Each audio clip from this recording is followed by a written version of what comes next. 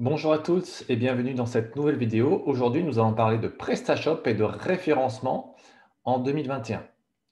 Alors, qui suis-je? Damien Rousson, consultant en référencement et co-gérant de l'agence Cleatis, agence de référencement lyonnaise, créée en 2010. Petit rappel de contexte. Alors, le référencement, qu'est-ce que c'est? C'est la possibilité d'aller chercher des visiteurs pour votre business, donc de vos futurs clients à la fois sur Google, sur les deux différentes zones proposées par Google, à la fois donc la partie qui est tout en haut, le référencement payant, et la partie centrale, sous cette partie de référencement payant qu'on appelle le SEO, le référencement naturel. Donc en haut, SEA, référencement payant, et au milieu, SEO, référencement naturel. Donc pour être visible dans cette partie qui est tout en haut, il va falloir payer directement Google via la régie publicitaire Google AdWords. Le but, quel est le but de cette manœuvre? Le but, c'est d'aller chercher des visiteurs aux endroits où ils cliquent le plus, c'est-à-dire tout en haut des résultats de Google. Donc, ils peuvent cliquer à la fois sur la publicité, mais aussi en référencement payant. Et on va voir au cours de cette vidéo comment on peut aller chercher davantage de visiteurs grâce au référencement naturel. Le référencement naturel, ce n'est pas la mise en place d'un module magique qui va régler tous vos problèmes. Ce n'est pas le fait de suivre tel ou tel gourou qui va faire en sorte que votre référencement va décoller. Il va falloir mettre en place tout un tas de bonnes pratiques pour accéder à ces bonnes performances. Donc, le référencement naturel, sur quel schéma il se base? Sur ce schéma-ci, on est sur une pyramide d'optimisation à mettre en place, où tout en bas, on a des optimisations techniques qui sont nécessaires pour faciliter le passage de Google. Au-dessus, la mise en place d'un contenu texte, d'un contenu éditorial qui va prouver à Google que vous êtes pertinent sur telle ou telle thématique, sur tel ou tel mot-clé. Et après, tout un schéma de netlinking, de maillage de ces contenus via des liens qui va prouver là aussi à Google que vous êtes un média pertinent sur votre thématique. Donc chacune de ces étapes se complète. Tout en bas, on a la base, la technique. En dessus, le contenu propulsé par la technique. Et ces contenus sont même propulsés par du netlinking, soit interne, soit externe. Le but étant d'être visible sur les recherches de vos futurs clients. Et en parlant de futurs clients, vous le savez peut-être, mais vos futurs clients, vos prospects, ne tapent pas tous les mêmes mots-clés. On est sur des niveaux d'intentionnalité différents, des niveaux de maturité différentes. On aura des niveaux de recherche liés à l'info qui sera beaucoup plus élevé par opposition à des mots-clés beaucoup plus transactionnels qui seront un peu moins élevés.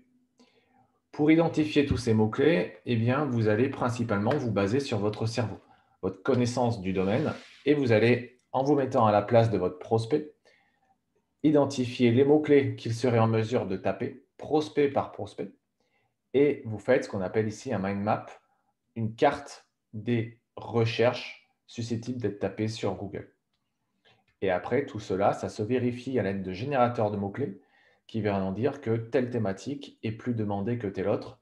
Donc, vous pourrez axer vos efforts de référencement sur telle ou telle thématique. Une fois qu'on a réfléchi à nos mots-clés, c'est un peu la base du référencement naturel, faire en sorte de répondre aux demandes de vos internautes, vous allez chercher à activer du référencement. Donc, deux façons de faire. La première, ça va être d'activer de l'AdWords, Google Ads, pour être présent, on l'a vu, tout en haut, voire tout en bas, sur les mots-clés que peuvent taper vos prospects. Et grâce à cela, eh bien, au bout de quelques heures, votre campagne sera active et vous aurez des visiteurs qualifiés, présents concrètement sur votre site Internet. Ça va vous permettre de valider vos hypothèses commerciales, de valider votre contenu, de valider votre entonnoir à conversion présent sur votre site. Toutefois, ce n'est pas tout.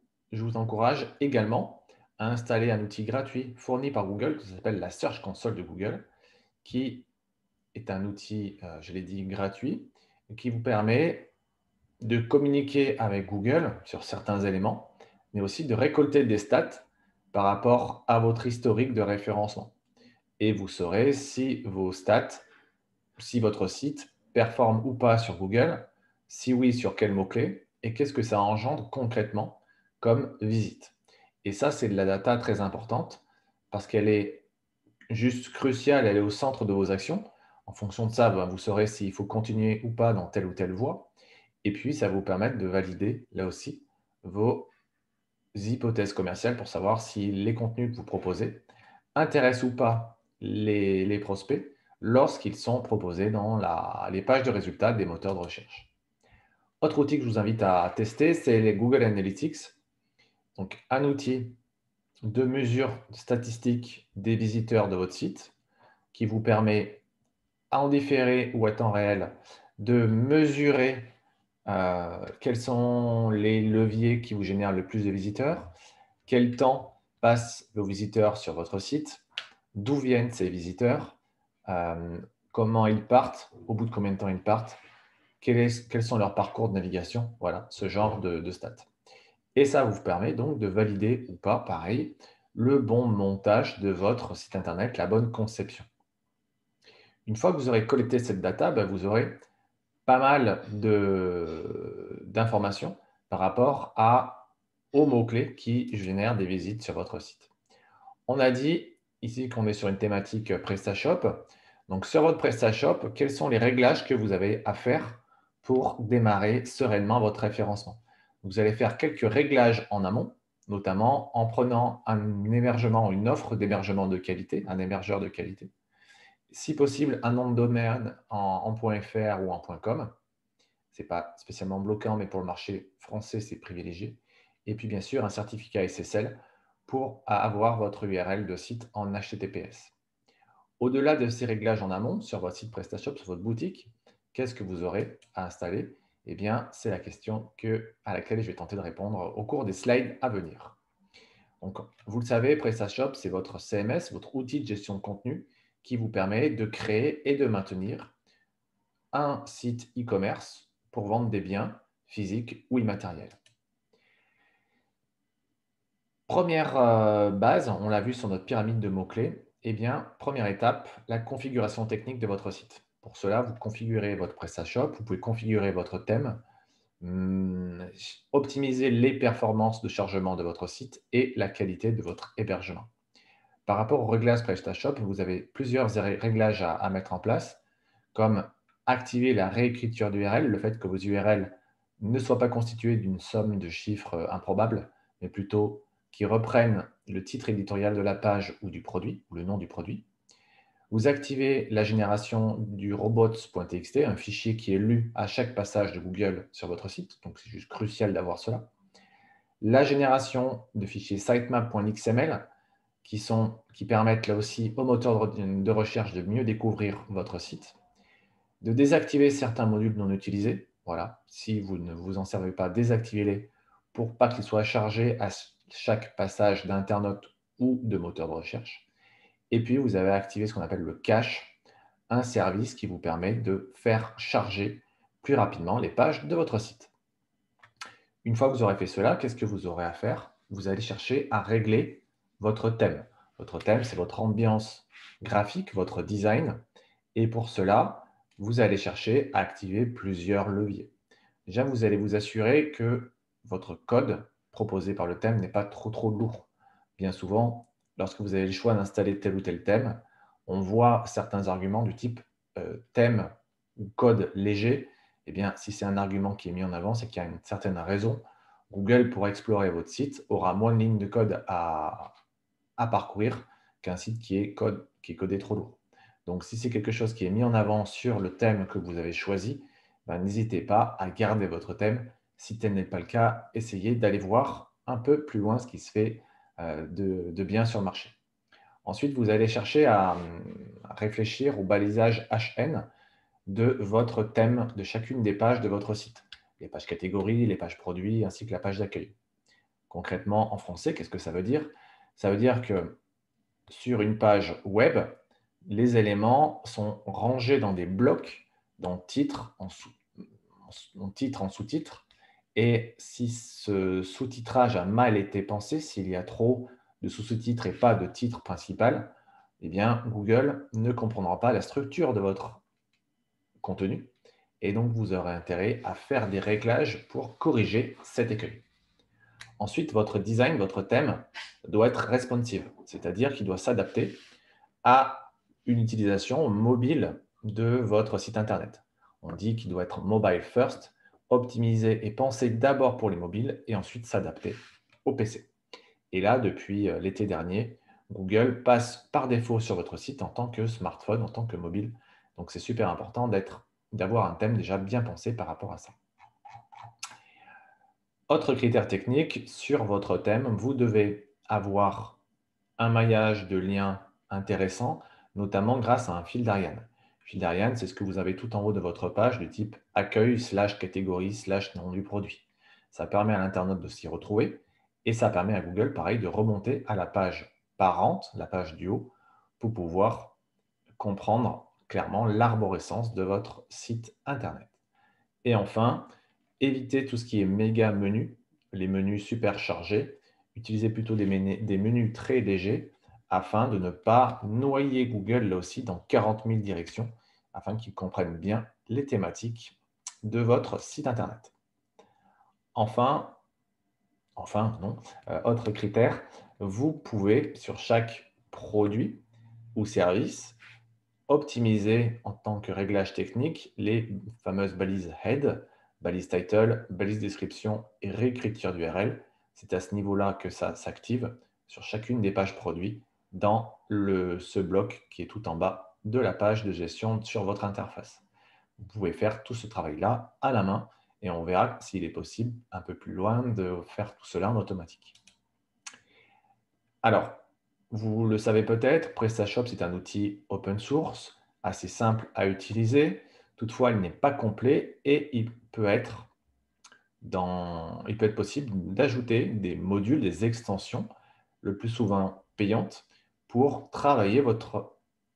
améliorer votre expérience utilisateur et améliorer votre référencement. Pour le coup, ici, je vous propose plusieurs modules. Donc, pour travailler ce fameux balisage aide en automatique, je vous propose le module SEO Manager par Onassis Web qui vous permet de définir des schémas d'écriture de vos contenus qui va reprendre automatiquement toujours les mêmes datas. Le nom de la catégorie, la description, le nom de la page parente et le nom de la boutique, par exemple. On peut sélectionner tel ou tel paramètre, ça de façon automatique pour vos pages produits, vos pages catégories, et ça vous évite de faire tout ce balisage à la main, comme je vous ai montré juste avant. Donc là, c'est un module payant que vous pouvez retrouver ici sur SEO Manager Onassis Web. Autre module, donc un module qui est sorti récemment, c'est un module de cache pour optimiser le temps de chargement de votre site. Il s'appelle Soin et vous pouvez le télécharger ici. Il est gratuit. Autre module technique, là aussi, pour faciliter la compréhension du site par Google, celui-ci s'appelle DC Handler, Duplicate Content Handler, qui vous permet de lever ces facteurs techniques potentiellement bloquants. Ça s'appelle donc le Duplicate Content, c'est le fait de proposer différents contenus, enfin des contenus similaires sur différentes pages de votre site. Et ça peut facilement se faire sauter techniquement à l'aide de ce module, lui aussi payant.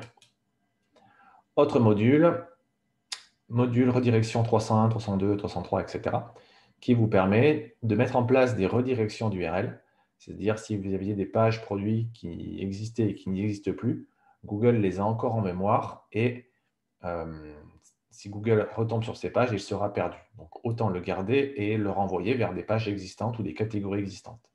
Et via ce module et donc à terme via ces réglages, vous pourrez conserver Google sur votre site. Et enfin, par rapport au thème, je vous préconise un thème SEO friendly, comme on dit, qui s'appelle SEO Presta, qui est payant, qui vous permettra d'avoir un thème avec les balises HN prépensées, pensées correctement pour le SEO, un thème qui soit rapide à charger et clair pour les internautes.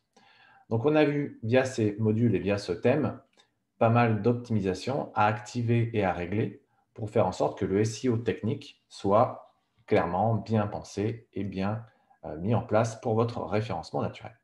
Toutefois, ce n'est pas tout. Pour plaire à Google, il va falloir lui proposer un contenu intéressant. Donc, c'est donc le deuxième aspect de la pyramide où vous aurez à créer des contenus pour vos textes, pour vos catégories, pour vos produits, mais aussi des pages CMS comme des comparatifs produits ou un blog pour produire régulièrement des contenus. Donc, quels sont les réglages? Déjà, je vous recommande d'avoir un site par langue, de ne pas trop mélanger les langues, ou à défaut de bien cloisonner toutes ces langues. Des contenus par silo, évitez les liens dans tous les sens depuis toutes les pages du site. Essayez de bien garder des liens entre produits de la même thématique. Ne faites pas partir Google dans tous les sens. Évidemment, une seule balise H1 sur vos pages rédigées ou sur vos articles. Une gestion des balises canoniques. Donc, on met en place ce qu'on appelle des balises canonical qui dit à Google que tel ou tel élément textuel n'est présent sur votre site qu'à cet endroit et pas sur un autre.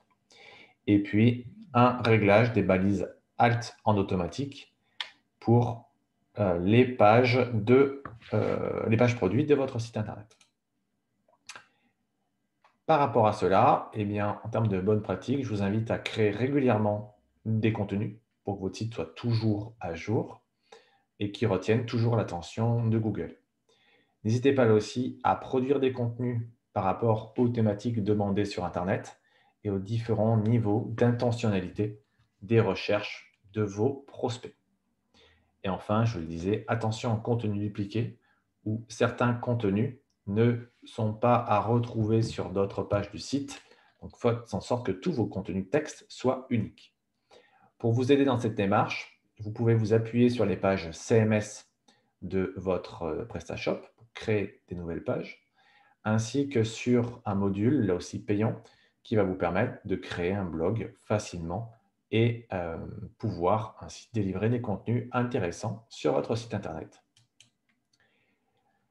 En termes de balisage de contenu, vous pouvez utiliser celui-ci qui a été édité par BonPresta et qui vous permet de mettre en place ce qu'on appelle des rich snippets, donc des éléments qui mettent en valeur tel ou tel élément technique de votre page ou de votre produit, qui précise par exemple des avis, des recettes, des dates, ce genre de choses, qui vient apporter de la valeur complémentaire, des datas complémentaires à vos contenus. Pour produire ces textes pour le référencement, où puis-je en créer? Eh bien, sur vos catégories, dans les descriptions de vos catégories, dans vos pages produits, ainsi que sur d'autres pages, on a vu sur des blogs et comme je vous l'ai conseillé, sur des pages CMS. Donc, je vous encourage à utiliser ce schéma-là avec un mot-clé par page, un mot-clé dans vos titres et votre mot-clé principal qui doit être décliné dans le corps de votre article avec des idées proches de votre mot-clé principal. Toutefois, vous posez peut-être la question, mais finalement, où dois-je publier ces pages sur votre site? Eh bien, ces pages doivent être présentes dans des rubriques où vous pensez votre site Internet comme des silos, où vous avez ici une catégorie, là une autre catégorie de produits, et puis peut-être là une autre catégorie de pages dans lesquelles vous allez mettre toutes ces pages. Donc, vous créez une page pilier ici, et là, vous allez propulser des pages liées autour de vos contenus. C'est-à-dire que pour être présent sur une thématique sur Google, vous aurez à la fois des pages catégories, des pages produits, mais aussi des pages CMS, des pages texte qui vont donner de la matière à Google pour lui faire comprendre que vous êtes sur un site de qualité. Proposez vraiment un site en tant que média pour être le référent national français sur votre thématique. Est-ce que ces pages vont se voir? Bien sûr. C'est le but, elles ont pour but d'aller se positionner sur Google, sur le mot-clé en question et donner envie ensuite à l'internaute d'aller rejoindre, consulter les pages naturelles de votre site, les pages commerciales ou les pages catégories. Voilà, donc en plus de la configuration technique que vous pouvez lire sur pas mal de forums, il va falloir écrire des textes sur les mots-clés, sur les recherches de vos futurs clients soit dans des pages CMS, soit dans des pages d'articles de blog. Mais ce n'est pas tout, le référencement, c'est aussi une histoire de netlinking notamment externe, par le fait d'acquérir des backlinks, des notions de backlinking. J'ai fait pas mal de vidéos sur le sujet, n'hésitez pas à vous renseigner sur ma chaîne Propulse ton Biz. Et ce n'est pas tout, donc vous aurez à aller chercher des backlinks, des liens provenant depuis d'autres sites qui vont pointer vers votre page d'accueil ou vos pages catégories ou vos pages produits. Et en faisant cela, n'hésitez pas également à travailler la réputation de votre marque, ce qu'on appelle indirectement, nous, en référencement, l'EAT. Ça va être la citation de votre marque, la citation sur des sites d'une certaine valeur, qui a un certain poids, une certaine aura, par exemple sur des sites de témoignages, sur des sites d'avis clients, sur des sites de labels.